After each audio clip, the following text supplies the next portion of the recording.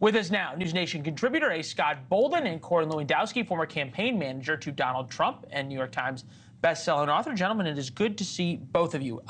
Speaking of screwing it up, or at least changing the conversation to things that do not matter and are sort of bizarre, would be, Corey, Donald Trump starting over the past couple of days to say that there was an assassination plot by Joe Biden and the Biden administration against him. Here is Eric Erickson, by all accounts a conservative. Hey, Republicans, you're outraged over the wrong thing. While everyone on the right is distracted by a manufactured story, the truly outrageous story of the day is getting almost no attention.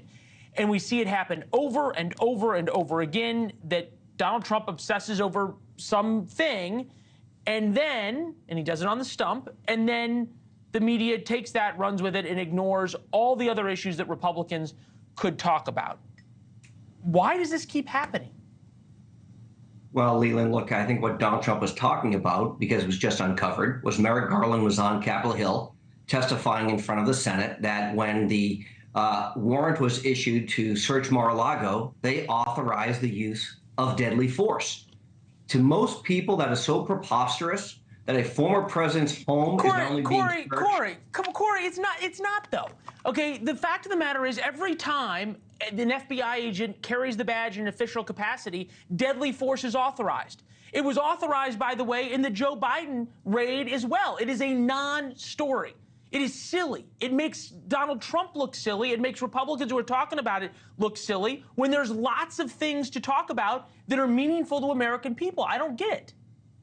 There are, and you're right, Leland. I agree with you that if this election is about the economy, Donald Trump wins. If it's about abortion, Joe Biden wins. If it's about immigration, Donald Trump wins. So look, I think what Donald Trump should be talking about, and when he's winning, is the cost increases that everybody is feeling. It's not a socioeconomic issue. It's not a race issue. It's not a religious issue. It's every person in America is worse off today economically than they were 4 years ago, and people are longing for the days of Donald Trump's economy to come back. So when Donald Trump is talking about those things, he's winning. When he's talking about the influx of mass immigration into our country, he's winning. When the left is talking about the issue of abortion and allegedly that you won't be allowed to have that in this country anymore because of the Supreme Court decision, they have done such a good job of making that argument that many women in this country believe that to be the truth. It's not the truth. However, that's all the left has as a narrative to run on. And Joe Biden has become more gaffe-prone than ever, and I think you're going to see him less and less on the campaign trail as this goes on. All right, Scott, at least the way Corey lays it out, and I've yet to hear him say something in terms of the issues that the polling disagrees with, that Democrats' best hope is Donald Trump screwing up. Well, Donald Trump has screwed up already. I mean, he's on trial for 34 felony counts in New York right now and facing other trials. I think the difference in this case is the economy. When you put that list up, economy versus race relations, economy versus immigration, the economy affects all of us. Right. And I do agree with Corey that that's the big issue right here. Now, we can put up economic numbers that make all the sense in the world, but there's an emotional gap between those numbers and the people who are experiencing it. And that is across all class lines and all race lines. One, the Democrats need this economy to get well, get better, and get better fast.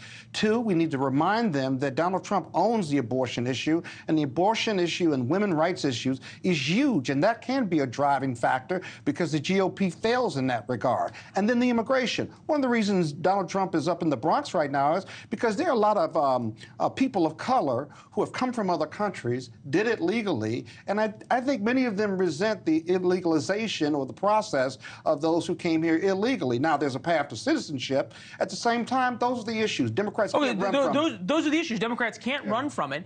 How worried are Democrats? How worried should they be, okay, that Donald Trump is in the Bronx and he's getting, and I know Donald Trump talks about it all the time, but these kind of crowd sizes, and we looked at the video of people streaming in, and it is not white guys. It's black and brown people. Not worried about that. We are not a monolithic black and brown people. We have black conservatives and brown conservatives. They can come out and see Donald Trump in the Bronx. It's brave on his part, but he's not going to turn New York blue. He's not going to win New York. He doesn't have to, though. No, even if he gets 20% of the black and brown vote, he's not turning New York. Thanks for watching. Go to joinnn.com to find NewsNation on your television provider.